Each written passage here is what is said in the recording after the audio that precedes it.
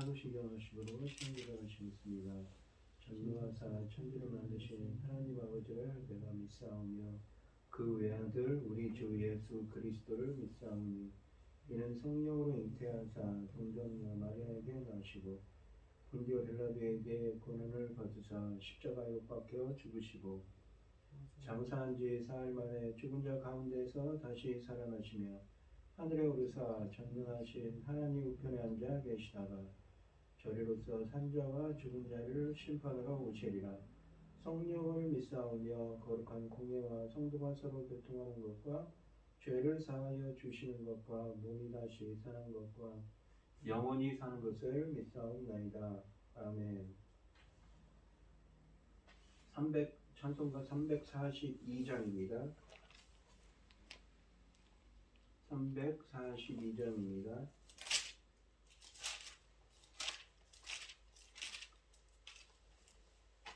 너 시험을 다해 죄 짓지 말고 너 용기를 다해 곧 물리치라. 너 시험을 이겨 새 힘을 얻고 주 예수를 믿어 늘 승리하라. 우리 구주의 힘과 그의 위로를 빌라. 주님 내 편에 서서 항상 도우시리. 내 친구를 삼가 잘 선택하고 너행을 삼가 늘 조심하라. 너 열심을 다해 늘 충성하고 온 정성을 다해 주 봉사하라. 우리 구주의 힘과 그의 위로를 빌라. 주님 내 편에 서서 항상 도우시리. 내 잘하긴 이기는 자는 상 받으리니 너 낙심치 말고 늘 전진하라. 내 구세주 예수 힘 주시리니 주 예수를 믿어 늘 승리하라. 우리 구주의 힘과 그의 위로를 빌라. 주님 내 편에 서서 항상 도우시리. 아멘.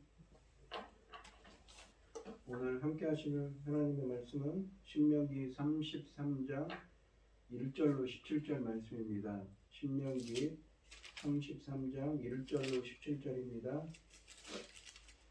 교독을 하겠습니다. 제가 먼저 읽겠습니다. 하나님의 사람 모세가 죽기 전에 이스라엘 자손을 위하여 축복함이 이러하니라. 그가 이르시되 여호와께서 시내 산에서 오시고 세우산에서 일어나시고 바란 산에서 비추시고 1만 성도 가운데 강림하셨고 그의 오른손에는 그들을 위해 번쩍이는 불이 있도다. 여호와께서 백성을 사랑하시나니 모든 성도가 그의 수중에 있으며 그의 발 아래에 앉아서 주의 말씀을 받는도다. 모세가 우리에게 율법을 명령하였으니 곧 야곱의 총명을 길어 비르다. 여스룬의 왕이 있었으니 곧 백성의 수령이 모이고 이스라엘 모든 지파가 함께 한때로다. 로벤이 죽지 아니하고 살기를 원하며 그 사람 수가 적지 아니하기를 원하나이다. 유다에 대한 축복은 이러하니라. 일러스되 여호와여 유다의 음성을 들으시고 그의 백성에게로 인도하시오며 그의 손으로 자기를 위하여 싸우게 하시고 주께서 도우사 그가 그 대적을 치게 하시기를 원하나이다. 위에 들어오는 녀석을 주의 등비움과 우리 주의 경건한 자에게 있도다. 주께서 그를 맞사에서 시험하시고 무리바 물가에서 그와 다투셨도다. 그는 그의 부모에게 대하여 이르기를 내가 그들을 보지 못하였다 하며 그의 형제들을 인정하지 아니하며 그의 자녀를 알지 아니한 것은 주의 말씀을 준양하고 주의 언약을 지킴으로 말미암음이로다. 주의 법도를 야곱에게 주의 율법을 그 이스라엘에 가르치며 주 앞에 분양하고 온전한 잔들은 주의 제단에 서게 있다. 여호와여 그의 재산을 풍족하게 하시고 그의 손의 일을 받으소서. 그를 대적하여 일어나는 자와 미워하는 자의 허리를 꺾으사 다시 일어나지 못하게 하옵소서. 베냐민에 대하여는 일러주되 그에 대한 안전이 살리로다. 여호와께서 그를 날이 마치도록 보호하시고 그를 자기 어깨 사이에 있게 하시리로다. 요셉에 대하여는 이르렀으되 원하건대 그 땅이 여호와께 복을 받아 하나님의 보물인 이슬과 땅 아래에 지정한 물과 저장한 물과 태양이 결실하게 하는 선물과 태음이 자라게 하는 선물과 옛산의 높은 선물과 영원한 작은 언덕의 선물과 땅의 선물과 복이 충만한 것과 가시들이 나무 가운데 계시던 이 은혜로 말미암아 복이 요셉의 머리를 그 형제 중에 구별한 자가 정수리에 임하리로다. 그는 첫 수송아지같이 위엄이 있으니 그 뿔이 들소의 뿔 같도다. 이것으로 민족들을 받아 땅끝까지 이르리니 곧 에브라임의 자손은 만만이요 므낫세의 자손은 천천이리로다. 아멘. 오늘 본문 말씀의 제목은 모세의 축복입니다. 모세는 작별을 앞두고 이스라엘 각 지파를 호명하며 복을 빌어줍니다. 하나님으로부터 생존과 승리, 보호와 안전, 풍요와 능력을 부여받기를 기원하고 있습니다. 1절로 5절 말씀은 서문 역할을 하는데 이 역사적인 회고를 하고 있습니다. 이 본문의 기본적인 의미는 여호와께서 이스라엘을 찾아오셨다는 사실입니다. 이스라엘이 시내산에서 주님과 언약을 맺을 때 임하셨던 하나님이 모압 평지에서 언약을 갱신하는 이스라엘에게 다시 오셨음을 강조하고 있습니다. 모세는 하나님의 현현을 묘사하며 노래를 시작합니다. 2절에 보시면 그는 하나님의 시내산, 세일산, 바란산에서 오신다고 합니다. 이 산들은 모두 약속의 땅 남쪽 광야에 있는 것들입니다. 이스라엘이 40년 동안 방황하던 곳이며 하나님이 지난 시절 이스라엘을 보호하신 곳입니다. 그러므로 하나님이 이스라엘에게 복을 주시려고 광야에서 모압 평지로 오시는 모습을 그리고 있는 것은 광야 생활이 끝나가고 있음을 알려주고 있습니다. 주님이 빛을 비추시고 1만 성도 가운데 강림하셨고 그의 오른손에는 번쩍이는 불이 있다고 합니다. 1만 성도 가운데 강림하셨고 라는 말은 문자적으로 거룩한 자 1만 가운데 오셨고 라는 말입니다. 즉 1만 명의 천사들이 그 주위에 둘러싸고 있는 하늘 보좌로부터 오셨다는 것입니다. 하나님께서 1만의 천사들과 함께 오셨다는 표현이 아니라 1만 천사들이 둘러싼 그 하늘 보좌에서 이 땅에 강림하셨다는 것을 표현하고 있습니다. 번쩍이는 불은 히브리어 원문으로 불같은 규정들, 규례들을 의미하는 단어입니다. 이것은 율법의 공의로움을 표현합니다. 3절에서는 현현하신 하나님의 발 아래서 성도는 주님의 말씀을 받는 모습을 담고 있습니다. 4절에서는 하나님을 이스라엘을 찾아오신 하나님이 그들에게 주신 율법을 찬양합니다. 율법은 하나님이 세상 모든 민족들 중에 이스라엘에게만 주신 특별한 선물이라고 합니다. 또한 율법은 이스라엘의 소유물 중 가장 으뜸가는 보물입니다. 한 가지 특이한 것은 처음 노래가 시작할 때 이 노래를 부르는 자는 분명 모세였는데 4절에서는 모세를 3인칭으로 언급한다는 점입니다.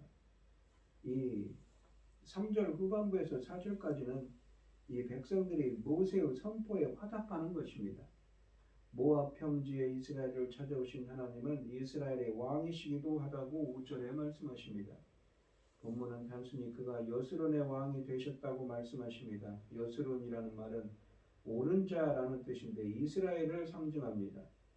왕에 대한 규례, 그러니까 17장 14절로 20절 말씀에 있는 왕에 대한 규례가 인간 왕에 대하여 상당히 부정적으로 묘사했는데 반해 여기서 우리는 그 이유를 알 수 있습니다. 이스라엘의 진정한 유일하신 왕은 여호와 하나님이기 때문입니다. 이스라엘의 초기 역사에서 하나님의 왕권은 세 가지에 의해 정의될 수 있는데 첫째는 출애굽을 통한 백성 해방, 둘째는 시내산에서 주신 율법, 세 번째는 앞으로 주실 가나안에서의 승리입니다. 모세가 곧 죽게 되는 시점에서 이스라엘은 모세 이후 시대에 대하여 매우 불안해할 수가 있습니다. 하나님이 이때 이스라엘의 왕으로 오시는 것은 불안해하는 백성들에게 매우 큰 위로가 되었을 것입니다.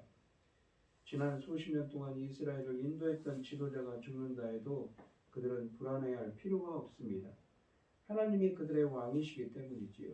훗날 이사야 선지자도 유다를 매우 장기간 안정적으로 통치했던 우시야 왕이 죽던 해에 왕으로 임하신 하나님을 보았습니다. 위기와 불안감으로 초조할 때 하나님은 우리에게 가장 큰 위로와 평안을 주시기 위하여 찾아오십니다. 6절부터 25절 말씀은 이 지파별로 축복의 말을 하는데 6절은 르우벤 지파에 대해 축복합니다. 원문으로 6절 말씀은 르우벤은 죽지 않고 살리라 그러나 사람 수는 많아지지 않으리라 라고 하십니다. 르우벤은 레아가 낳은 야곱의 첫 아들입니다. 그는 아버지의 첫 비라의 잠자리를 같이하여 장자권을 박탈당한 사람입니다. 모세는 그의 후손인 르우벤 지파에게 숫자상으로는 많이 번성하지 않지만 지파의 명은 지속적으로 유지될 것을 복으로 빌어줍니다. 모세는 미래에는 이 지파의 규모가 크지 않을 것을 예언하고 있습니다. 르우벤 지파는 이미 요단강 동편의 기업을 받았습니다. 사사시대 르우벤 지파는 드보라가 주도하는 전쟁에 참여하지 않아서 비난을 샀다고 사사기 5장 15, 16절에 쓰여져 있습니다. 르우벤 지파는 주전 11세기 이 말씀에 보시면은 이 주전 11세기 말쯤에 이 갓지파와 므낫세 지파와 함께 연합군을 형성하여 전쟁을 한 일을 마지막으로 더 이상 괄목할 만한 활동을 하지 않았습니다. 도강국이 아수르로 끌려갔을 때 이 지파도 함께 끌려갔습니다. 7절 말씀은 유다 지파에 대한 축복입니다. 유다는 가나안 땅 남쪽 대부분을 차지한 지파입니다. 다윗과 솔로몬 시대에는 온 나라를 지배하던 지파이기도 합니다. 그의 백성에게로 인도하시오며 앞에는 원문에 그를이라는 말이 있는데 한글 성경에는 빠져 있습니다. 그를 그의 백성에게로 인도하시며 라는 뜻입니다. 레아의 넷째 아들인 왕족 유다를 위한 축복은 야곱의 예언적 축복이 성취되기를 비는 기도였습니다. 따라서 이 구절은 유다가 원수를 정복하는 왕의 사명을 완수하고 백성의 순종을 받기 위해 돌아올 수 있도록 해달라는 의미입니다. 그리고 마지막 문장은 금령 전쟁 중 유다의 기도를 들으사 승리하도록 해달라는 내용입니다. 이 축복은 가나안 전쟁이 끝난 후에도 유다가 하나님의 도움을 받아 전쟁에서 승승장구할 것을 예고하고 있습니다. 훗날 유다는 이 모세가 여기서 빌어준 하나님의 함께 하심을 바탕으로 가장 유력한 지파가 되어 온 이스라엘을 다스리게 됩니다. 8절로 11절 말씀은 레위 지파에 대한 축복의 말씀입니다. 이 8절에 보시면 레위에게는 하나님이 둠밈과 우림을 주셨습니다. 둠밈과 우림 혹은 우림과 둠밈은 제사장들이 하나님의 뜻을 분별할 때 사용했던 도구입니다. 제사장들은 전쟁과 땅 소유권, 직분자를 세울 때 등 이 매우 다양한 주제에 대하여 하나님의 뜻을 구할 때 우림과 둠림을 사용했습니다. 우림과 둠림은 대제사장의 흉패에 연결된 주머니와 그 주머니 안에 소장된 제비뽑기로 구성되어 있었습니다. 하나님이 레위 지파에게 우림과 둠림 같은 영적인 유물을 맡기시는 것은 이미 그들은 하나님의 시험을 통과해서 신실함이 입증되었기 때문이라고 8절에 말씀하십니다.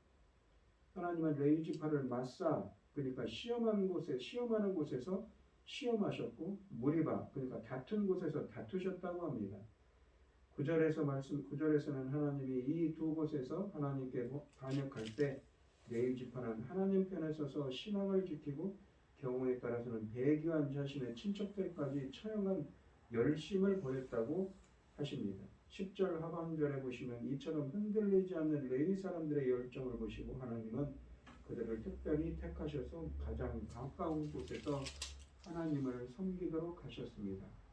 그들의 사역은 예배를 주관하는 것 외에는 이스라엘에게 하나님의 말씀을 가르치는 일도 포함되었습니다.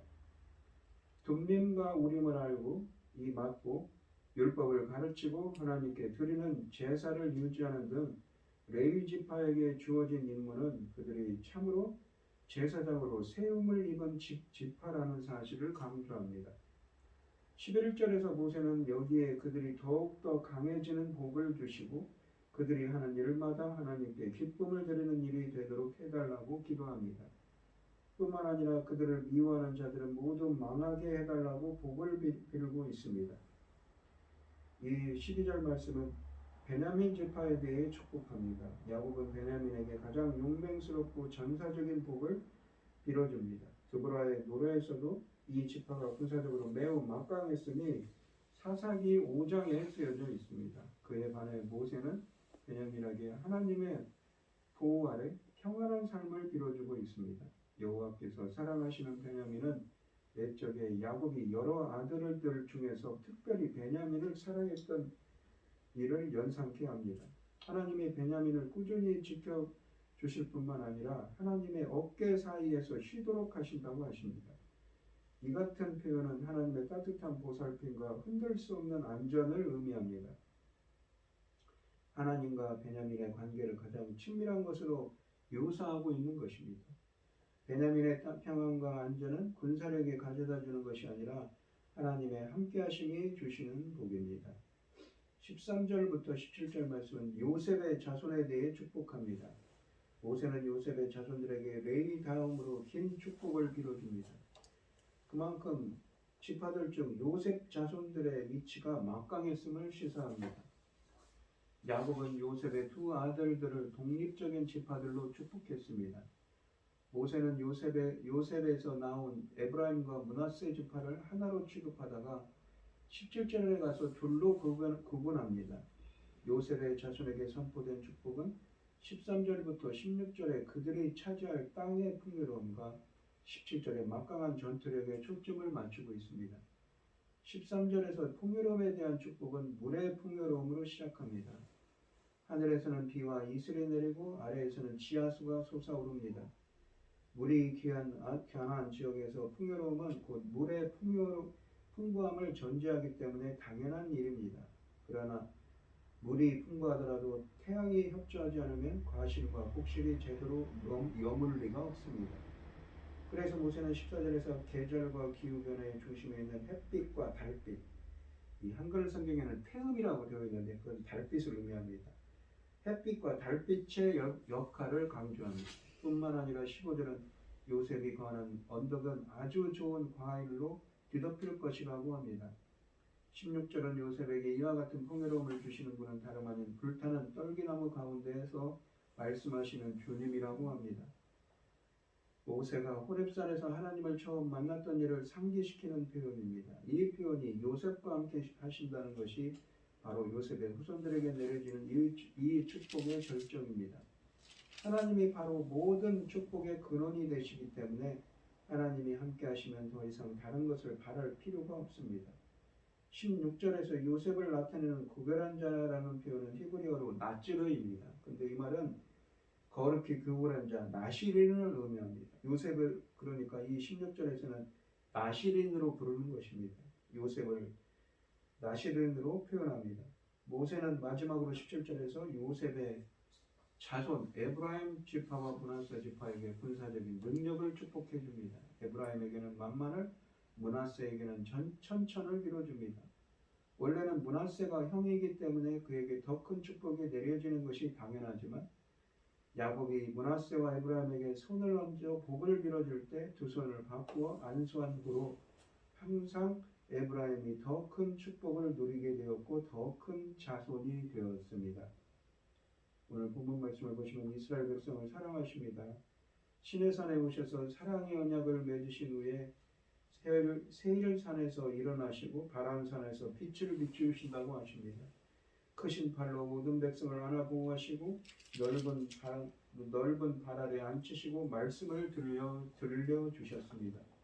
그리고 이제 신랑이 신부를 신혼집으로 인도하듯이 하나님께서는 이스라엘을 언약의 땅으로 인도하실 것입니다. 멈추지 않고 변치 않는 사랑으로 자기 백성을 평화롭고 풍요롭게 살게 하실 거라고 말씀하십니다. 오늘 이 시간 주님의 변치 않는 사랑이 우리에게도 임하게 해주시고 주님의 보호하심과 평강이 함께 해달라고 올 한 해 함께 하달라고 기도하는 여러분들이 되시기를 바랍니다. 기도하겠습니다. 주님, 오늘 올 한 해도 주님의 변치 않는 사랑으로 저희들을 보호하시고 지켜주시옵소서. 평강을 주시옵소서. 이 모든 말씀 거룩하신 예수님 이름으로 기도합니다. 아멘. 하늘에 계신 우리 아버지여, 이름이 거룩하심을 받으시오며 나라의 마옵시며 뜻이 하늘에서 이루어진 것 같이 땅에서도 이루어지이다.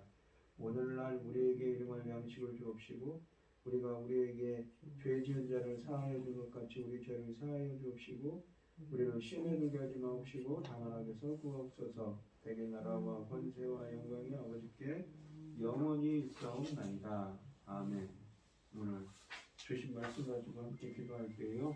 변치 않는 사랑으로 우리를 보호하시고 우리에게 평강과 평화를 평강을 주시게 해달라고 올 한해도 지난 해에 그랬던 것처럼 올 한해도 변치 않는 사랑으로 함께 해주시고 평강과 평화를 달라고 간절히 기도하는 여러분들이 되시기를 바랍니다. 어려움을 당하신 분들과 각자 기도 제목을 가지고 주여 삼층하시는 통수를 기도하도록 하겠습니다. 주여 주여 주여